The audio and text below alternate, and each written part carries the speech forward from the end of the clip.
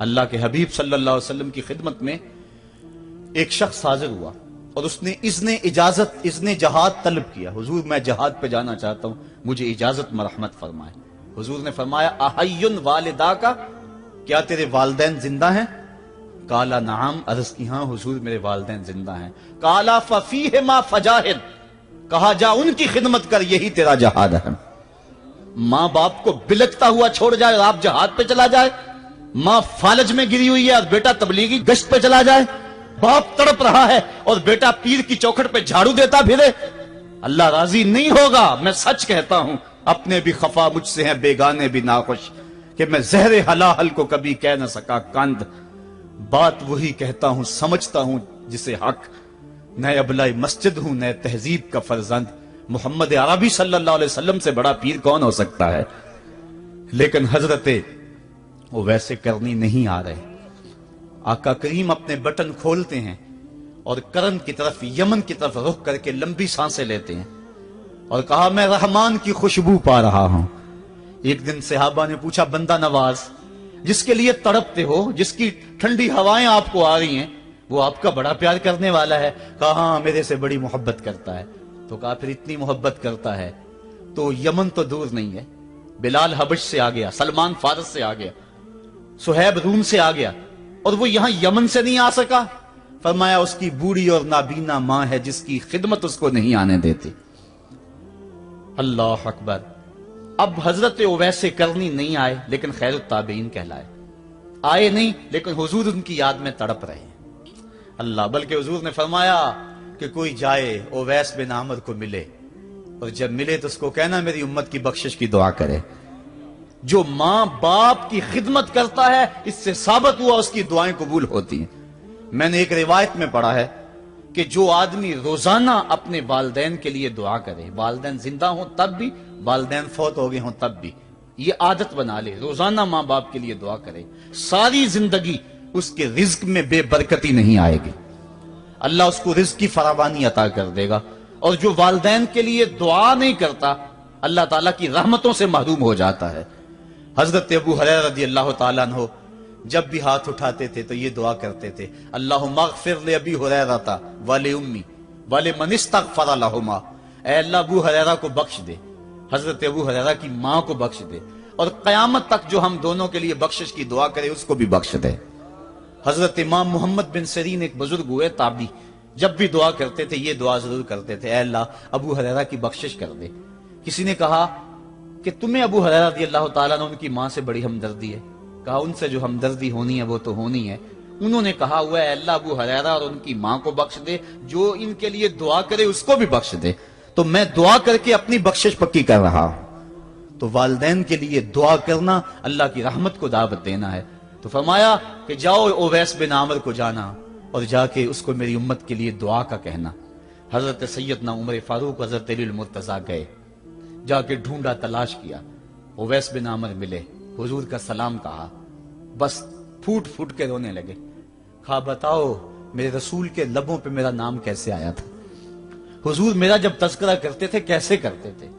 یہ درد دیکھا تو بولے کہ کیا آپ اتنی محبت رکھتے ہیں تو پھر ملنے کیوں نہیں آئے حضور کو, اتنا جو پیار رکھتے ہیں تو زیارت کرنے کیوں نہیں آئے. تو حضرت اویس کرنی نے بات کے رخ کو بدلا, کہا تم نے میرے رسول کو دیکھا, تم نے میرے رسول کی زیارت کی ہے؟ کہا ہاں ہم تو صبح و شام وہاں رہے ہیں. کہا پھر بتاؤ حضور کے یہ ابرو جڑے ہوئے تھے یا کھلے ہوئے تھے؟ اب دونوں حیران ہو گئے. کہا تم نے تو دیکھا میں نے تو دیکھا نہیں, تم بتاؤ نا, پھر میں تو گیا نہیں, مجھے کہتے ہو گیا نہیں, تم بتاؤ حضور کے ابرو جڑے ہوئے تھے یا کھلے ہوئے تھے؟ حیران ہیں. کہا حضور آپ ہی بتلائیے. کہا کوئی دور سے دیکھتا تو جڑے ہوئے نظر آتے, قریب آ کے دیکھتا تو کھلے ہوئے نظر آتے. یہ وہ ہے جو ماں کی خدمت کرتا رہا اور حضور کے دربار میں حاضر نہیں ہو سکا, لیکن حاضری اس کی تھی, وہ جہاں بھی تھا وہ نبی کے قرب میں تھا. تو اس لیے ماں باپ کی خدمت اتنا بڑا وظیفہ ہے. حضرت بایزید بستامی کہتے ہیں میں نے حق معاف کروا لی اپنی ماں سے, کہ ماں تیرے حق ادا کروں یا اللہ کے حق ادا کروں, تو مجھے اپنے حق معاف کر دے, میں اللہ سے اپنے حق معاف کروا لیتا ہوں, اپنی اللہ کو راضی کر لیتا ہوں. جنگلوں میں گھومتے رہے, 12 سال بیت گئے. ایک دن دوبارہ آئے, بستام کی سمت سے گزرے, خیال آیا چلو ماں کو سلام کر جاؤں. तहज्जुद का वक्त था, रात का वक्त था, दरवाजे पे खड़े रह गए कि मेरी माँ सोई होगी, मैंने कभी कोई खिदमत नहीं की माँ की, तो अब उठा के तकलीफ क्यों दूं। सारी रात खड़े रहे। जब तहज्जुद का माँ वक्त गुजरा तो नाली से पानी आया, समझ गए कि मेरी माँ तहज्जुद के लिए उठी है। दरवाजे के करीब हो गए तो माँ ने हाथ उठा लिए, कहा अल्लाह, मेरा बेटा बा यजीद तेरी तलब में निकला हुआ है, मैंने उसे अपने हक माफ कर दिए, तू उसको अपना विसाल अता कर दे। हजरत बा यजीद दरवाजा खटखटाने लगे और मां के कदमों में लिपट गए और रो के कहने लगे, जिस रब को मैं जंगलों में तलाश करता हूं वो तो रब मेरी मां के पास है। तो मां की दुआओं में अल्लाह की रिजा है। मां राजी हो जाए तो समझ लो खुदा राजी है। अल्लाह ताला जल्ला शानहू ने इरशाद फरमाया, वक़दा रब्बुका अल्ला ताबुदू इल्ला इय्याहु, तेरे रब ने यह तय कर दिया है कि उसके अलावा किसी की पूजा नहीं करोगे। व बिल वालिदैन इहसाना, और वालिदैन के साथ उसने सुलूक से पेश आओगे। इम्मा यबलुगन्ना इंदकल किबरा अहदुहुमा औ किलाहुमा फला तकुल लहुमा उफ़्फ़िन वला तनहरहुमा, अगर तेरे पास दो या दोनों में से एक बढ़ापे को पहुंच जाए तो फिर उनके सामने तूने उफ भी नहीं कहनी और ना उनको झिड़कना है और उनसे नरम लहजे में बात करनी है। जब माँ बाप जवान हो, बच्चों की जरूरियात पूरी कर रहे हैं, उनके तालीमी अखराजात और उनके मुआशी सारे मामलात दुरुस्त कर रहे हो, तो उस वक्त तो वालिदैन की बच्चे ताजीम करते ही हैं। इम्तिहान उस वक्त शुरू होता है जब माँ बाप बूढ़े हो जाते हैं और चलने फिरने की सख्त भी नहीं रहती, सिर्फ सांस की एक डोरी लटकी रहती है। और जिस तरह बच्चा अपने बदन से मक्खी भी नहीं उड़ा सकता था, अब ये हालत माँ बाप पर आ गई और बच्चे की तरह मिजाज चिड़चिड़ा हो गया। जमाने के हालात बदल गए, लेकिन माँ की पुरानी, बाप की वो पुरानी रवश है, वो उसी अंदाज में उसी डगर में बात करता है। ये आजमाइश के दिन है, ये इम्तिहान के दिन है। अब देखना है वालिदैन की इस वक्त ताजीम कौन करता है।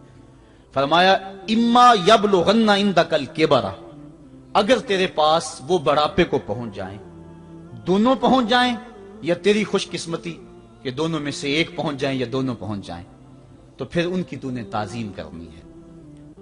क्या, कैसे ताजीम करनी है? फला तकुल लहुमा उफ़्फ़िन, तूने उनको उफ भी नहीं कहना। हजरत इमाम फखरुद्दीन राजी के हवाले से मैं आज ही सुबह या गुज़श्ता शब उफ की तशरीहात देख रहा था। उन्होंने 12-13 अकवाल बयान किए हैं, लेकिन 2 कौल फरमाते हैं। उफ ये है कि इंसान के बदन के ऊपर जो शफाफ रहता हो, साफ रहता हो, मट्टी पड़ जाए, रेत का जर्रा पड़ जाए तो उसको फूंक मार के उसको हटाता है, तो वो फूंक से जो आवाज पैदा होती है उसको अरबी में उफ कहते हैं। तो फिर उफ हर उस चीज के लिए मनकूल हो गया जो नापसंदीदा है। एक तो कौल ये है कि वालिदैन के सामने इस एहतियात से रहो। दूसरी बात, आप फरमाते हैं उफ का मफहूम यह है कि जब माँ बाप बूढ़े हो जाएं तो बोलो बरास चारपाई पे निकल जाता है और इंसान उनको उठा के उनकी खिदमत करता है, सफाई करता है, कपड़े बदलता है। इंसान की तबीयत में जो फितरी नफासत है उसके तहत उसको माँ बाप से जो मकरूह और नापसंदीदा बू आती है उससे वो बचना चाहता है। वो नफरत माँ बाप से नहीं होती, वो नफरत उस बदबू से होती है जो माँ बाप के बदन से या चारपाई से या कपड़ों से उठ रही है। तो बंदा अपने जो है वो नाक पे कपड़ा रख लेता है उस बदबू से बचने के लिए। तो उफ के मफहूम को बयान करते हुए हजरत इमाम राजी कहते हैं कि इंसान को इस बात से भी रोका गया है कि तू अपने नाक पे कपड़ा रख के अगर उनको सफाई कर रहा होगा तो माँ बाप के नाजुक दिल पे कहीं ये बोझ ना आ जाए कि मेरा बेटा मुझसे नफरत कर रहा है। इसलिए वालिदैन की ताजीम का आलम यह है कि तू खुले नाक से उनकी खिदमत करे और वो बदबू सहता रहे और अपने नाक के ऊपर कपड़ा भी न रखे कि तेरे माँ और तेरे बाप के दिल के अंदर इतना खलाल और मलाल भी पैदा ना हो। यह है उफ का जुमरा। हजरत इमाम हसन रदी अल्लाह तआला अन्हु ने सारी जिंदगी अपनी वालिदा हजरत फातिमा तो ज़हरा के साथ बैठ के खाना नहीं खाया था। एक दिन हजरत सैयदा फातिमा ने फरमाया कि बेटा मेरा जी चाहता है कि मेरे साथ तुम बैठ के खाना खाओ, लेकिन तुमने कभी भी मेरे साथ बैठ के खाना नहीं खाया, क्या वजह है इसकी? तो हजरत इमाम हसन फरमाने लगे, अर्ज करने लगे, अम्मी मैं इस डर से आपके पास बैठ के खाना नहीं खाता कि कहीं किसी लुकमे की तरफ आपकी नजर बढ़ जाए और मैं अदमे आगही की वजह से अपने हाथ को उस लुकमे के पे डाल लूं। اور نہ جان سکوں کہ اس لقمے کو اٹھانے کا ارادہ میری ماں کے دل میں پیدا ہو چکا ہے اور میں اللہ کی رحمتوں سے محروم ہو جاؤں، اس ڈر سے میں آپ کے ساتھ بیٹھ کے کھانا نہیں کھایا کرتا۔ یعنی ماں باپ کی تعظیم کا عالم یہ ہے، اف تک نہ